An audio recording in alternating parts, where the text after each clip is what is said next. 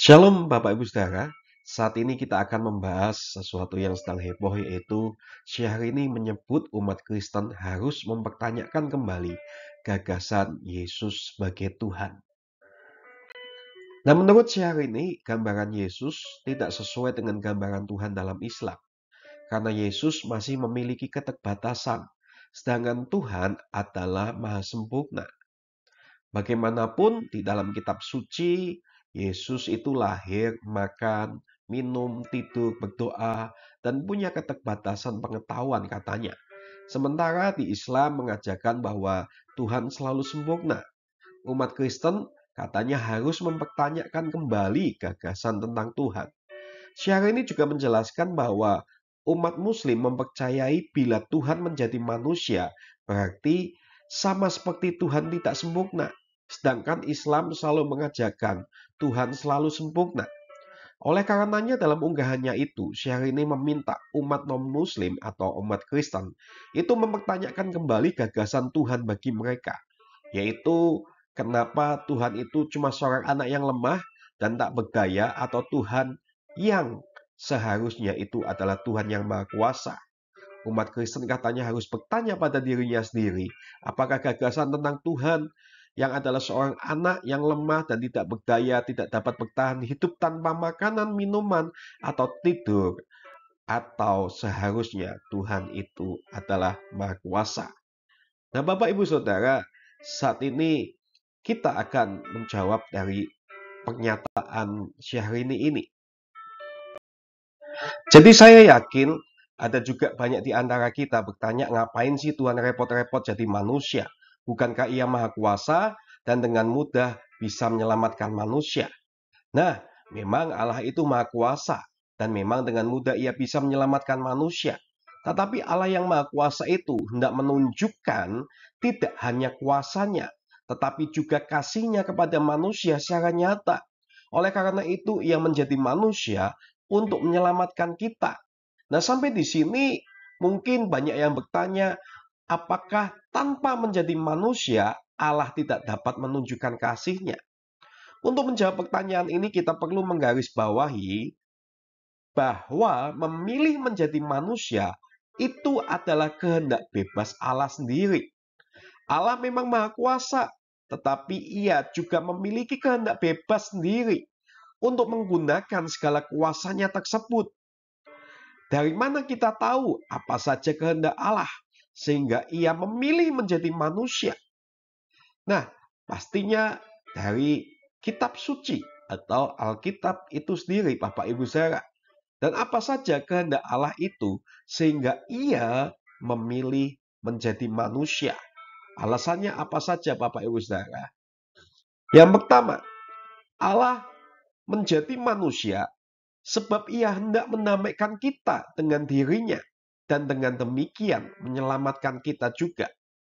Kita tahu di dalam 1 Yohanes 4 ayat 10 dikatakan Allah telah mengasihi kita dan telah mengutus anaknya sebagai pendamaian bagi dosa-dosa kita. Dan kita tahu bahwa Bapa telah mengutus anaknya menjadi juru selamat dunia. Bahwa Ia menyatakan dirinya supaya Ia menghapus segala dosa. Kodrat kita yang sakit yaitu membutuhkan dokter. Manusia yang jatuh membutuhkan orang yang mengangkatnya kembali. Yang kehilangan kehidupan membutuhkan seorang yang memberi hidup. Yang kehilangan hubungan dengan yang baik membutuhkan seorang yang membawa kembali kepada yang baik. Yang tinggal dalam kegelapan merindukan kedatangan sinar. Yang tertawan merindukan seorang penyelamat. Yang terbelenggu seorang pelepas. Yang tertekan di bawah kuk penghambaan memerlukan seorang pembebas. Bukankah itu hal-hal yang cukup berarti dan penting untuk menggerakkan Allah sehingga Ia turun bagaikan seorang dokter yang mengunjungi kodrat manusiawi setelah umat manusia terjerat dalam situasi yang sangat menyedihkan dan memprihatinkan. Nah, yang kedua, alasan Allah menjadi manusia sebab Ia ingin supaya kita mengenal cinta kasih-Nya. Kasih Allah dinyatakan di tengah-tengah kita, yaitu bahwa Allah telah mengutus anaknya yang tunggal ke dunia, supaya kita hidup olehnya. Karena begitu besar kasih Allah akan dunia ini, sehingga ia telah mengaruniakan anaknya yang tunggal, supaya setiap orang yang percaya kepadanya tidak binasa, melainkan beroleh hidup kekal. Yohanes 3 ayat 16. Itulah alasannya. Lalu alasan yang ketiga, Allah menjadi manusia sebab ia hendak menjadi contoh kekudusan yang sempurna bagi kita. Pikulah kuk yang kupasang dan belajarlah padaku. Tuhan katakan di dalam Matius 11 ayat 29. Dan Tuhan mengatakan, akulah jalan dan kebenaran dan hidup. Tidak ada seorang pun yang datang kepada Bapa kalau tidak melalui aku. Yesus adalah gambaran dari inti sabda bahagia dan norma hukum yang baru, supaya kita itu saling mengasihi seperti Yesus juga mengasihi Bapak Ibu Saudara.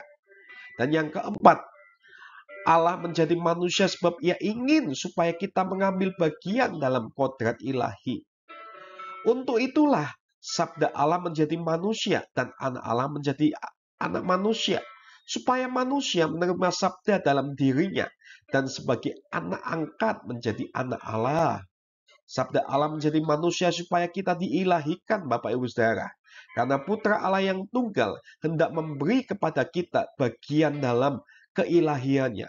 Ia menerima kodrat kita menjadi manusia supaya membuat kita lebih lagi dekat dengan Sang Ilahi itu, Bapak Ibu Saudara. Sang keselamatan itu hadir secara nyata, terlihat, terekam, dan masuk dalam sejarah manusia.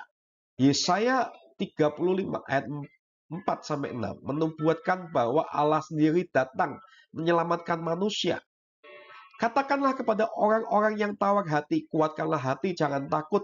Lihat, Allahmu akan datang dengan pembalasan dan dengan ganjaran Allah. Ia sendiri datang menyelamatkan kamu. Pada waktu itu, mata orang-orang buta akan diselikan dan telinga orang-orang tuli akan dibuka.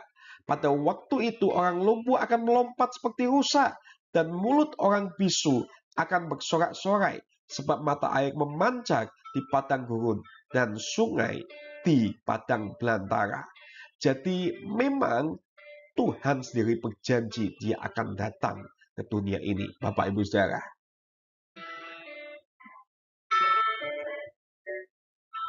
Allah hendak datang sendiri ke dunia untuk menyelamatkan manusia. Siapakah kita yang berani melawan kehendak bebas Allah? Lagi pula, bukankah Allah telah menunjukkan salah satu kuasanya di mana ia mampu menjadi manusia sepenuhnya tanpa harus kehilangan kodrat ilahinya, Bapak Ibu Saudara. Sang ada yang membuat ada segala yang kelihatan dan tidak kelihatan, lahir dan rela menjadi hamba dan hampa demi segala citranya. Sungguh misteri agung yang mengagumkan, karena ada, tetap ada, dan akan terus ada. Jadi karena Tuhan itu maha kuasa, maka dia bisa dan mampu menjadi manusia, Bapak Ibu Saudara. Dan itu kenapa dia ingin, karena sesuai dengan kehendaknya sendiri. Semoga ini bisa menjelaskan kita semua. Terima kasih, Tuhan Yesus memberkati.